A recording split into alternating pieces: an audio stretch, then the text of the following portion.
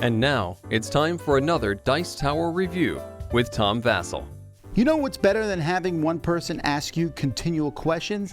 Having two people ask you questions at the same time. If you're a parent or a teacher or a boss or anyone who works with people in general, you've definitely dealt with this. And that's what this game's about. It's called Stay Cool. I would have called it Stay Cool, man.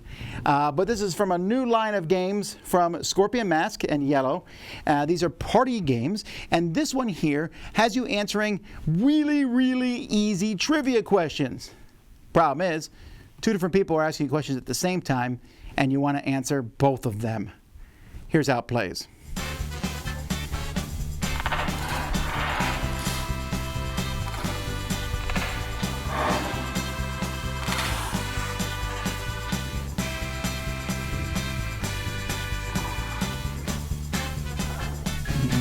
One person is going to be the active player each round. That person is going to be scoring points. Players will take turns being the active player. Another player is going to be the scorekeeper. That person takes a 30-second timer, and the game is going to go while they're going to turn this over, flipping it 4 times. After 4 times, the active player is out of time. 2 other players are going to be given question cards. You have a written question card and a verbal question card. These are given to the player, and both players are going to be asking questions at the same time to the active player. Now, you can repeat your question, and you should repeat your question to annoy them as much as possible. And then you wait for a written answer, which is going to be using the dice.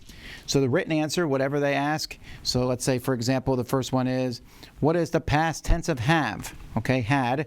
And so, well, there's an A, and then I'm looking through the dice here, and there's a D, and where is that H? It's on one of these dice. There it is, had. Once they do that, boom, they can go to the next question. However, at the same time, this person's asking, how many letters are in your family name? So I'm sitting there going, O-V-A-S-E-L. Okay, 5. And what do these cities have in common? Berlin, Mexico City, and Moscow. Oh, they're capitals. What tree do apples come from? And I'm sitting there, what is the name of that tree? Blah, blah, blah, and it's just the apple tree. So they're both asking questions. Again, someone's keeping track. At the end, you're going to see how many questions you got correctly.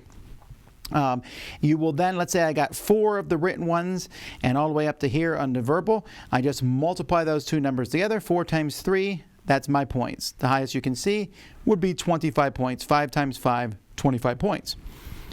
Now, the second round, after everyone's been the active player once, the second round is the same thing, except when you are the active player, you must tell the timer when to flip. You can watch the time running out, and if you see it's getting close, you tell them to flip. If you miss and the time runs out, then it doesn't matter what round you're in, you're out of time. Third round is exactly the same, except this time the timer is hidden from you, and you just have to verbally guess when to tell them to flip the timer. That's pretty much the game. Whoever has the most points after 3 rounds is the winner. Now, the rules have some very important things here. Interrogators must do their best not to speak at the same time. And the active player can skip a question. You can skip one question. It counts as if it's correct. And then you can ask the questions again. You have to ask the questions in order. If the player in charge forgets to flip the timer, too bad. You gave more time to the active player. If they accept the wrong answer, you're lucky. You can accept the answer you feel is correct but does not appear on the card, which, sometimes it just works for whatever reason. And you should know that all the vowels are in the white dice. So that's the kind of information they give you. The dice here are nice quality. I do not know if these white letters will rub off after a while. Well, that's going to take more time. They're not imprinted. The timer is a fine timer. It's a 30-second timer. And the cards are good. I kind of wish there was more cards, but when I mentioned it to them, they told me how much work it was to make even these cards. There's to find the same kind of questions. So I want to just show you an example of the kind of questions you would find on the verbal one here. What month falls 3 months before December? What do you watch in a cinema? Name 3 bands. Complete this list. Thumb, pinky, middle, index. Tell a joke. What time will it be in 5 hours? How many R's are in the sentence? The gray rat eats gorgonzola. Which one does not belong and why? Ventilator, venting, vendor, vent. You're running the 110-meter hurdles. If you pass second-place runner, what's your new position? To which fictional characters are Bagheera, Shere Khan, and Baloo linked? And that's that. That's what those kind of questions are like. While the written questions are going to look like this. The cave where lions live, opposite of fiction. You plant this to grow a plant or tree. Short form for show business, show blank. Earth's natural satellite. These are always going to be 4 letters or less, the answers to these. So the components for the game, they all fit here in a nice little plastic insert. They're fine.